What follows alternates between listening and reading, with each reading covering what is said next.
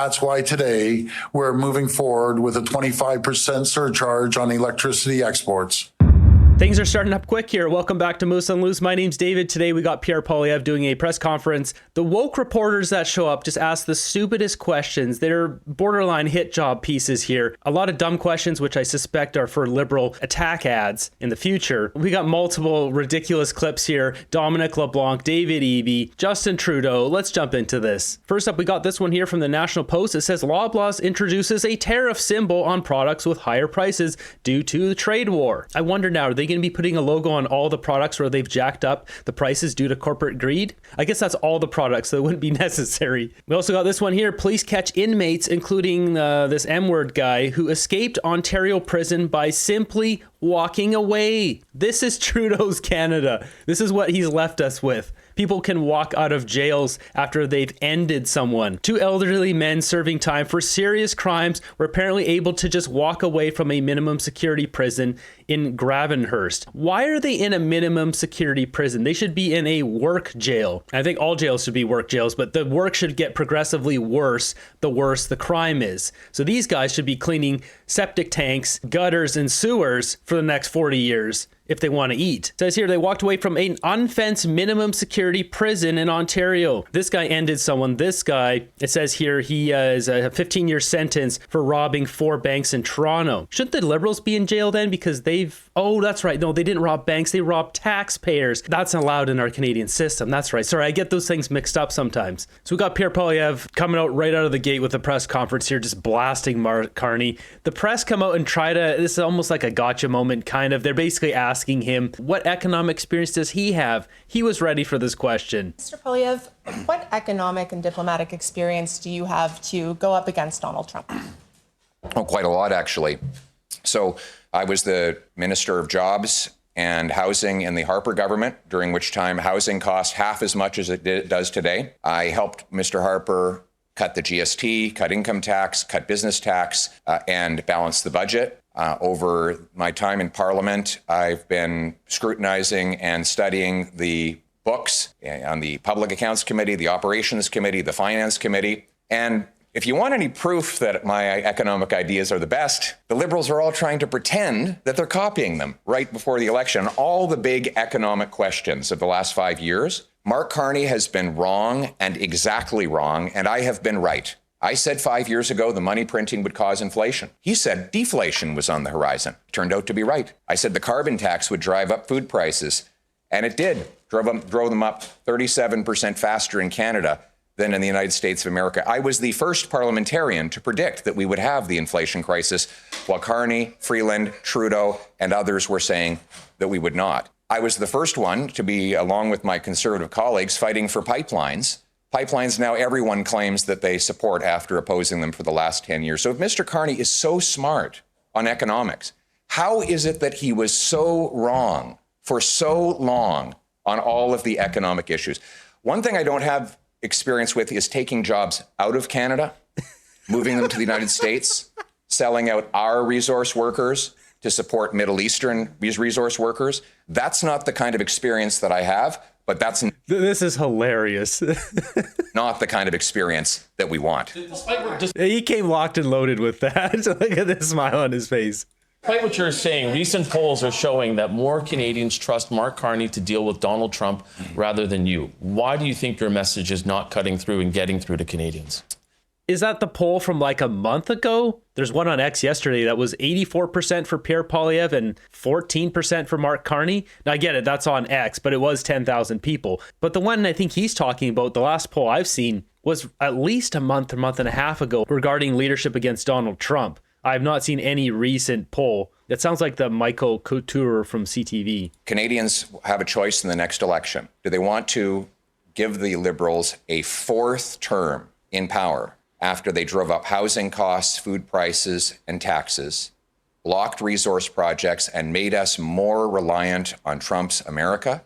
Or do they want Canada First Conservatives who will axe taxes, build homes, unleash production of our resources, and bring home paychecks, production, and sovereignty to our country? Mr. Poilievre, what instructions have you given your caucus members and your candidates about wearing MAGA merchandise or using MAGA slogans? Well, my instruction is that we should put Canada first. We want to put our country first, stand up for our. Yeah, that's such a dumb question. Like, why would you waste a question on that? That's obviously pushed by some liberal propaganda media. Our country against both American aggression, but also against the destructive liberal policies that have made us helpless and reliant on the U.S. I've also made it clear to my members of parliament that we should favor bringing jobs back to Canada, not move them to the United States of America, as Mark Carney did when he had the chance. I wonder if that was a planned question that the Liberals could then use on an attack ad later. You got to think, if they're asking that question, they must have some photos of some of the Conservatives wearing MAGA hats at some point, and they can use that directly in their attack ad, because it's such a dumb question. Do you still think we're going to have a carbon tax election, considering Mark Carney says he's going to scrap the consumer one?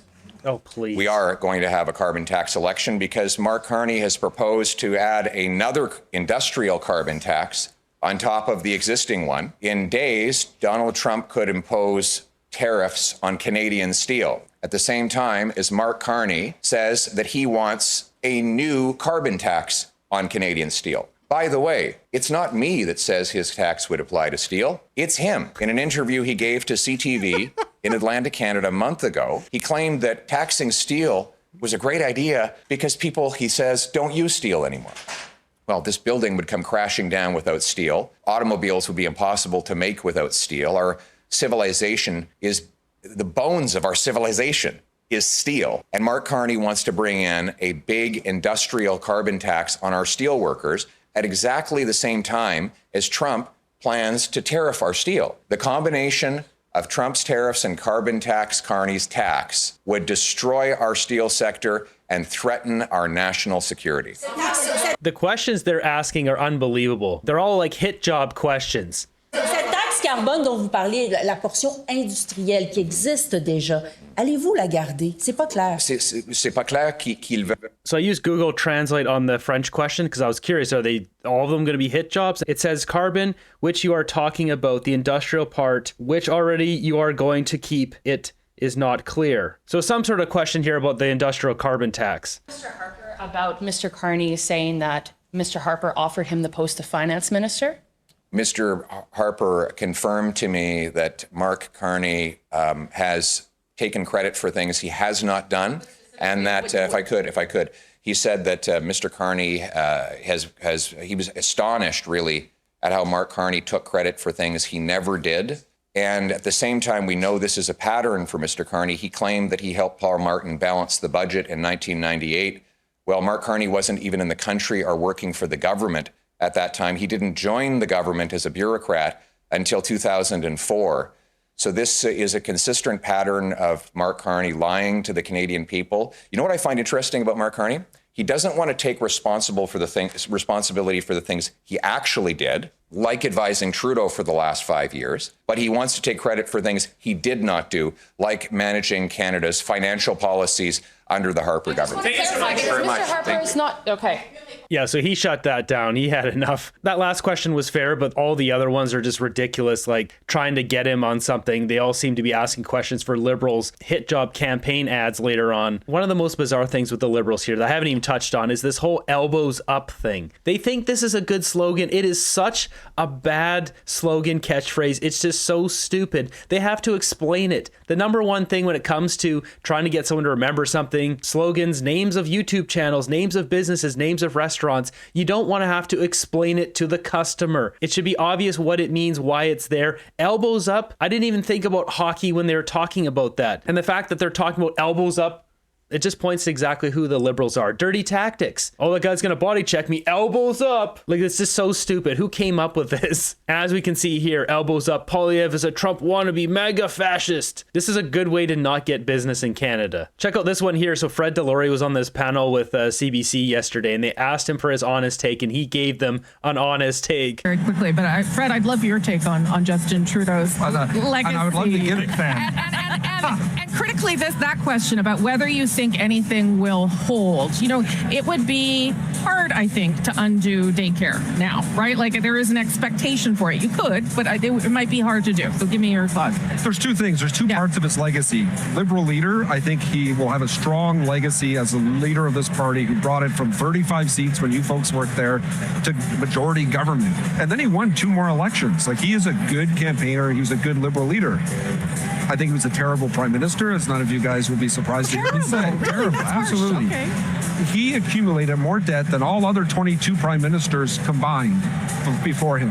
And I know he's had some issues to deal with COVID and other, but he blew the doors off of us in terms of our fiscal capacity. I also believe under his leadership, Canada's become much more divided. He was supposed to be this uniter, the sunny ways. He was a wedge issue politician at a very aggressive rate. And the last thing is the economy and where we are now, and where Mark Carney is about to be coronated as leader and said himself a few weeks ago, the Canadian economy is weak. We are dealing with the Trump issue because we have a weak economy here, and we have issues that we need to deal with on this. We're not in a good position, and it's because of the last 9 years of his government. I think, though, I'll let my Liberal friends push back, but I do think that there is a recognition from Mark Carney that the economy is not where it should be, right? Mark Carney has said both the economy is weak and strong. Mark Carney will say anything, any sort of lies, just to try to hype up the crowd. The economy is weak, and Mark Carney has been Justin Trudeau's advisor. Thus, this falls on Justin Trudeau and Mark Carney. I'm glad he said it, though. Someone had to say it. On CBC, Justin Trudeau is a terrible leader, was a terrible leader. He'll go down as the worst Canadian prime minister ever. Like, he said it was a weak. Yeah. Okay, that's what you said. Okay. He himself said the economy is bad. Now, he's been an economic advisor for the last 5 years. So not sure where exactly it sits. I mean, who's responsible? All right. I don't know if you want to jump in there, Fred?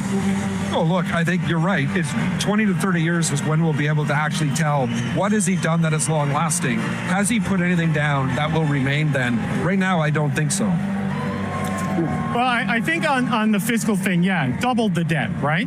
Rosie is far from a journalist. Can't wait to see the backside of her. I wonder how much of this past year's $62 billion deficit was due to the world event that happened 5 years ago. They love blaming the world event for everything. Trudeau's not even a good person. Yeah, no kidding. No person in their right mind would keep doing policies that causes suffering to their own citizens. Any human in general, but let alone your own country's citizens. And he's done that, and he's doubled down on it. Next up, this clip here is hilarious. We've got Dominic LeBlanc on Vasi Capellos. Listen to this. I don't know why he thought this was a good thing to say. Vashi, I'm not a psychiatrist. I wasn't very good in math and sciences. I went to law school. I'm not a doctor. I don't pretend to imagine what motivates people.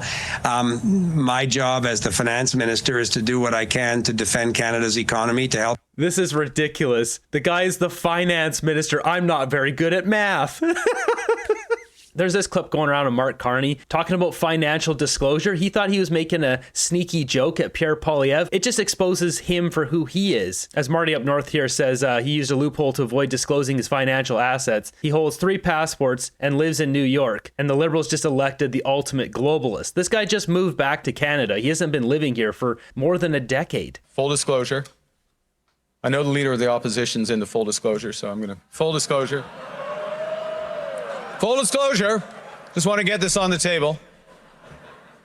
Bob goes to my church. He goes on to say, actually, I go to Bob's church because he's there more often or whatever. His stupid joke was. It's like, no, there isn't full disclosure. What are your financial ties? This guy's got so many ties. He's probably not going to actually disclose them. Not all of them. Next up, we got Doug Ford coming out and saying he's increasing the price of electricity for America, at least for the northeastern states. We will apply maximum pressure to maximize our leverage.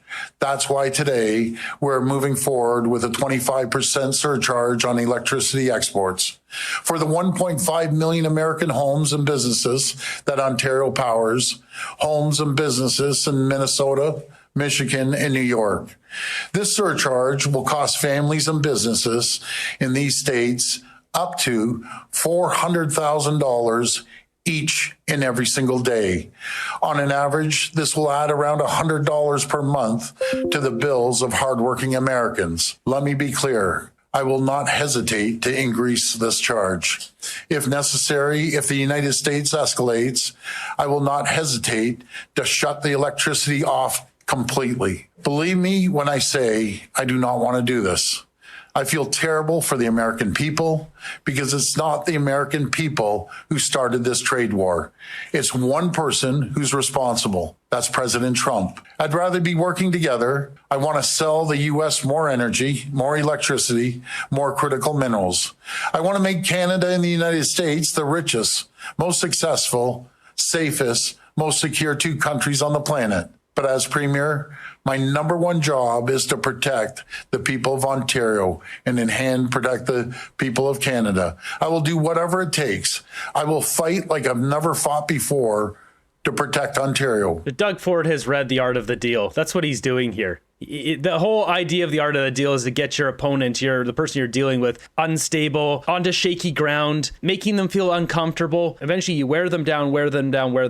Then they'll be much more likely to bend on their deal. That's what he's doing here. He's playing Trump's game back with him. Trump used the whole annexing Canada thing as part of the art of the deal. He's never going to annex us. And Trudeau and the media, they all lost their lids over it, but unfortunately they used it to re-energize their base as Orange Man bad. This is all just overinflated negotiation going on here. Give it a month or two, we get Poilievre in power, and then we can renegotiate the Kuzma agreement like right away. I think that's what needs to happen. Sounds like a right game of chicken, love. On this episode of Far Off Ripoff, we've got this one, $29,545. This one went to Namibia in Windhoek. So this is in Africa, creating a replicable national recycling model to create jobs for low-income earners, reduce CO2 emissions, and reduce garbage waste in disadvantaged communities. This is so goofy because people that are poor, they're not looking to reduce emissions. They're just looking to get the basics in life. And Mark Carney and the Glasgow Financial, all that stuff, they're trying to go into Africa and force these people to have net zero, and they'll just never get to a place of prosperity if they're not bolster their lives with what all the rest of us have been using, which is oil and gas, harvesting our natural resources, nuclear power. This is just really sad how